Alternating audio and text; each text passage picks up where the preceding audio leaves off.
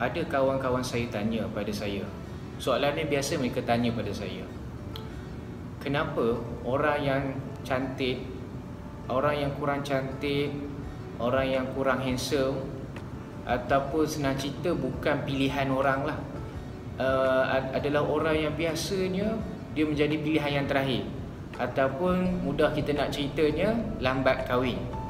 Kenapa orang yang kurang handsome ataupun kurang cantik biasanya dia akan jadi lambat kahwin?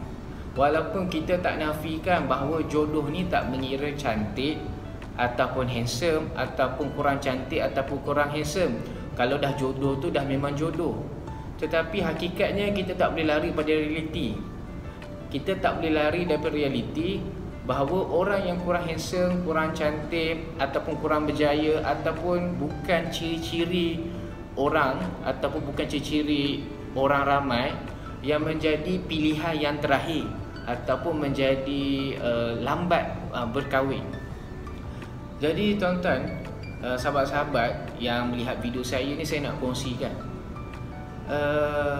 satu kisah di kedai kasut.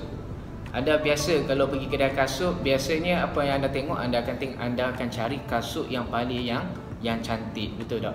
Ada orang datang ke kedai kasut, dia akan nampak kasut yang paling cantik dahulu. Bila dia nampak, dia akan datang dan dia akan ambil. Dan biasanya kasut yang tak cantik ataupun kurang lawa biasanya menjadi pilihan yang terakhir, ataupun biasanya mungkin jadi yang terakhir dipetik oleh orang, diambil, dibeli oleh orang, ataupun langsung tak terjual.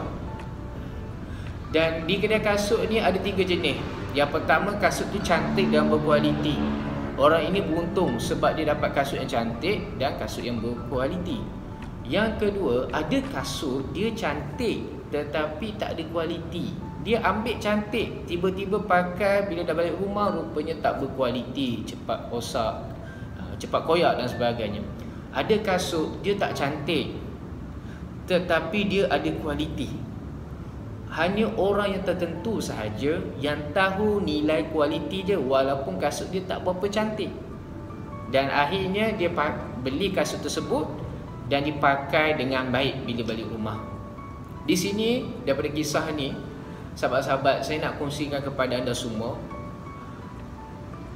Macam saya sebut tadi, memang hakikatnya manusia ni suka melihat kepada kecantikan. Dan manusia akan pilih yang tercantik dan yang terbaik untuk dirinya dulu. Kerana itu yang terlihat di matanya. Dia lihat dengan mata yang zahirnya. Dan biasanya yang tak cantik akan menjadi pilihan kepada orang yang betul-betul menilai dirinya siapa. Orang yang betul-betul menghargai siapakah dirinya walaupun dirinya penuh dengan kelemahan. Saya tak kata orang yang cantik, yang handsome, yang kahwin awal dulu itu tidak bernilai. Tak. Itu kita tak nafikan. Ini kita nak sebut, yang kita nak bincangkan tentang hikmah. Kenapa orang yang kurang handsome, kurang cantik biasa menjadi pilihan yang terakhir ataupun berkahwin yang paling lambat lah. Biasanya kadang-kadang kita mengut sebab aku ni tak handsome, sebab aku ni tak cantik, lambat berkahwin. Orang yang cantik, orang yang handsome biasanya kahwin cepat, kahwin awal. Saya tak nafikan juga ada yang cantik dan handsome berkahwin lambat. Ini bergantung kepada jodoh. Tetapi realitinya begini. Jadi saya nak berpesanlah kepada mungkin ada yang bersedih hati kerana mungkin dia ni kurang cantik ataupun kurang handsome, tidak menjadi pilihan orang, selalu di reject ataupun selalu bukan menjadi pilihan lamaran orang. Jangan risau, jangan bersedih, kerana biasanya Tuhan akan jodohkan kita dengan orang yang betul-betul melihat kualiti diri kita.